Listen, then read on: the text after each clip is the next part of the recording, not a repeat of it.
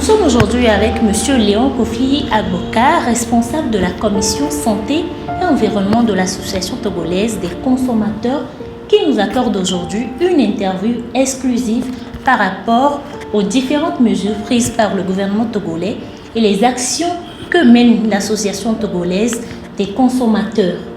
Et pour le faire, deux médias togolais, à savoir Togo Post et Togo Fest, s'intéressent au sujet. Et pour cet entretien, je suis avec mon confrère Fiak Kakbo. Bonsoir.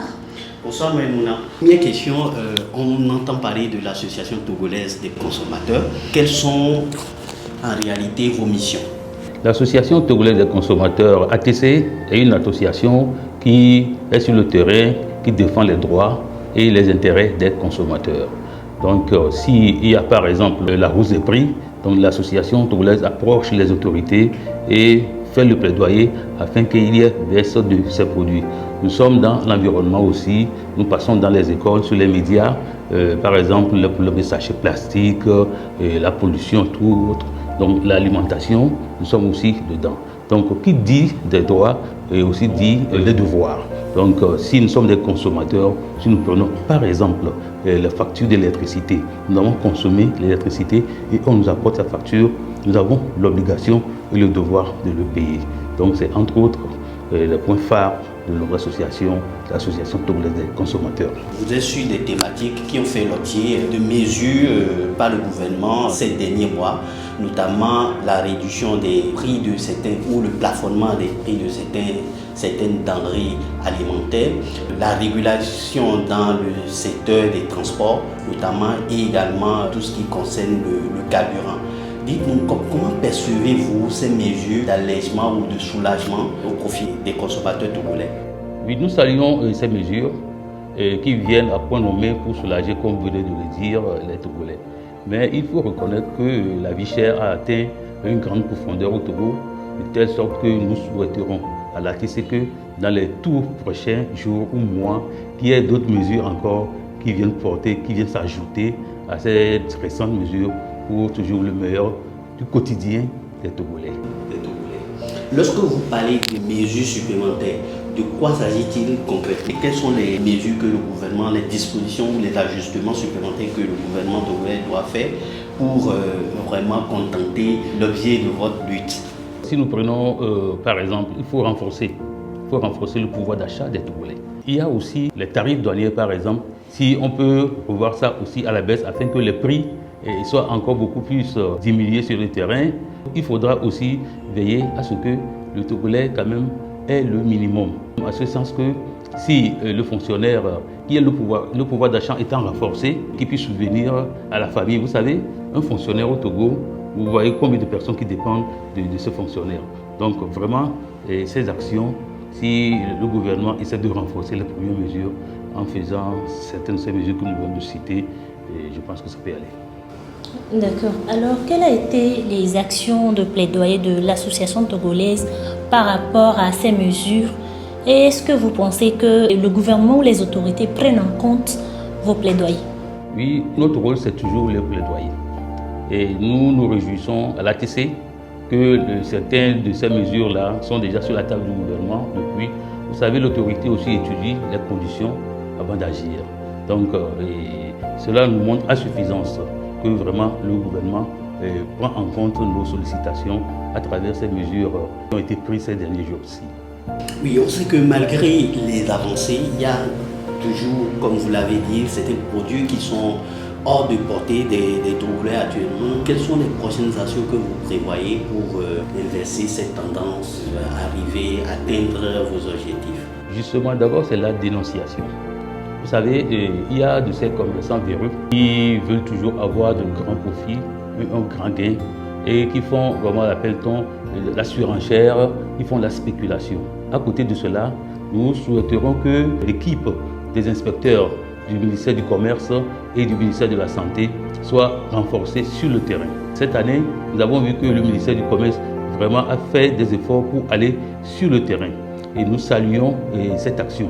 Et nous avons constaté que durant leur sortie aussi sur le terrain, il y a eu des produits qui ont été saisis. Et c'est une très bonne chose. Déjà à l'ATC, nous aussi, nous sommes sur le terrain. Parlant des produits saisis, les consommateurs dénoncent toujours des produits périmés qui sont de mauvaise qualité sur le marché. Quelles sont les actions concrètes de l'ATC sur le terrain pour saisir ou dénoncer ce fléau? Le rôle de l'ATC d'abord, c'est la sensibilisation, attirer l'attention des consommateurs sur les méfaits et les dangers liés à ces produits. Et nous sommes généralement sur le terrain, nous faisons des émissions radio télévisées et des causeries débats. Nous allons même dans les écoles pour faire des causeries débats avec les élèves pour leur montrer comment reconnaître des vrais produits, des mauvais produits. Et ensuite, les supermarchés aussi, nous y allons pour voir comment les produits se représentent sur les étalages. L'ATC aussi apporte son expertise lorsque il y a une entreprise agroalimentaire qui veut s'installer. Vous savez, ils font l'étude d'impact environnemental. Donc l'ATC est toujours invité à siéger dans le jury pour faire cette évaluation, donc, entre autres.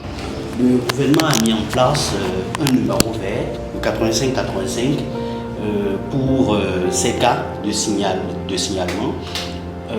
Dites-nous comment se porte ce dispositif aujourd'hui. Est-ce que vous avez des retours, des feedbacks par rapport à ce que les consommateurs vivent à travers ce mécanisme, ce dispositif?